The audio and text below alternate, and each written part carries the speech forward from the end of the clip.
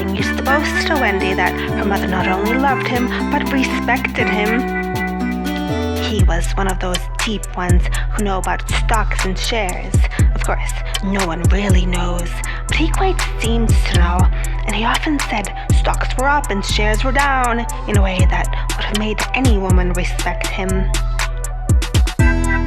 Mrs. Darling was married in white, and at first she kept the books perfectly, almost gleefully, as if it were a game. Not so much as a Brussels sprout was missing. But by and by, whole cauliflowers dropped out, and instead of them, there were pictures of babies without faces. She drew them when she should have been totting up. They were Mrs. Darling's guesses. Wendy came first, then John, then Michael. And for a week or two after Wendy came, it was doubtful whether they would be able to keep her, as she was another mouth to feed. Mr. Darling was frightfully proud of her, but he was very honorable, and he sat on the edge of Mrs. Darling's bed, holding her hand and calculating expenses, while she looked at him imploringly. She wanted to risk it, come what might. But that was not his way. His way was with a pencil and a piece of paper, and if she confused him with suggestions, he had to begin at the beginning again.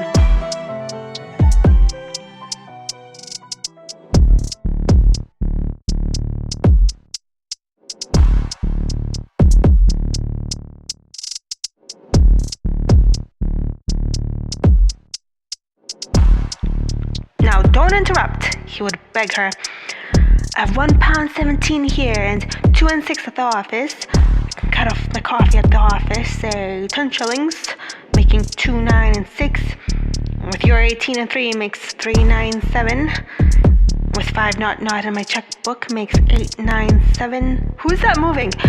8, 9, 7, dot and carry 7. Don't speak, my own, and the pound you lent to the man who came to the door. Quiet, child.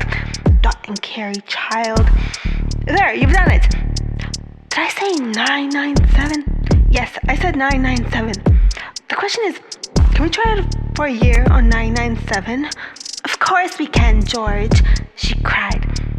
She was prejudiced in Wendy's favor, and he was really the grander character of the two.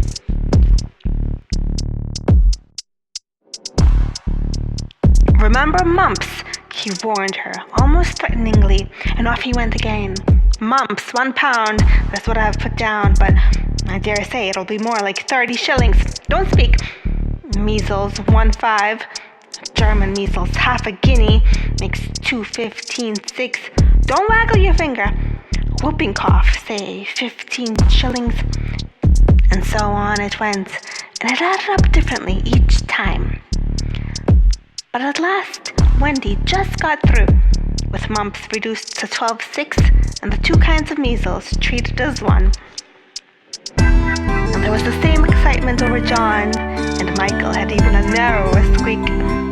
But both were kept, and soon you might have seen the 3 of them going in a row to Miss Folsom's kindergarten school, accompanied by their nurse.